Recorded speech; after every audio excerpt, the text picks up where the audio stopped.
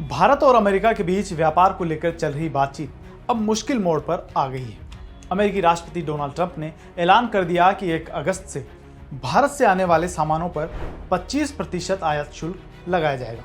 इसके साथ ही अमेरिका ने रूस से भारत के संबंधों को लेकर एक अतिरिक्त दंडात्मक कार्रवाई की बात भी कही है। अमेरिका का कहना है कि भारत उनके सामान पर ज्यादा टैक्स लगाता है और तरह तरह की रुकावटें खड़ी करता है। भारत और अमेरिका का लक्ष्य था कि 2030 तक आपसी व्यापार 500 अरब डॉलर तक पहुंचाया जाए, लेकिन समस्या तब शुरू हुई जब अमेरिका ने कहा भारत अपने कृषि और डेयरी बाजार को खोले। भारत ने साफ मना कर दिया, हमारे देश की आबादी का बड़ा हिस्सा खेती पर निर्भर है। अगर विदेशी सामान आने लगेगा तो हमारे किसानों की आजीविका पर संकट आ सकता है। अमेरिका चाहता है कि भारत मक्का, सोयाबीन, गेहूं और एथेनॉल पर टैक्स कम करे।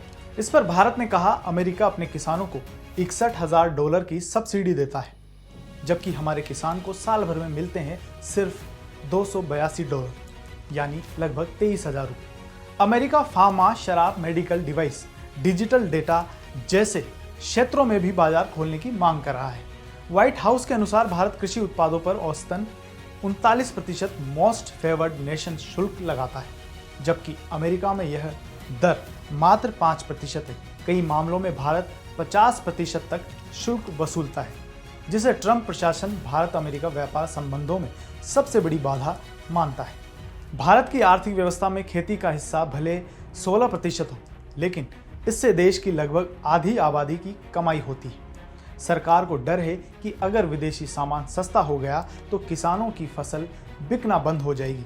राजनीतिक तौर पर भी किसान एक बड़ा वोट बैंक है। 4 साल पहले जब मोदी सरकार ने कृषि सुधार कानूनों को लागू करने की कोशिश की थी तो भारी विरोध के चलते उसे पीछे हटना पड़ा था। इसलिए सरकार कोई ऐसा फैसला नहीं लेना चाहती जिससे देश के अंदर विरोध हो। भारत ने अमेरिका को कुछ रियायतें दी हैं, जैसे कि ऊर्जा और रक्षा उत्पादों का आयात बढ़ना, लेकिन अब तक अमेरिका की तरफ से कोई संतोषजनक प्रस्ताव नहीं आया। ये साफ है कि भारत अपनी खेती, छोटे उद्योग और उपभोक्ताओं की रक्षा करना चाहता है, जबकि अमेरिका चाहता है कि उसे ज़्यादा बाजार और कम टैक्स मिले।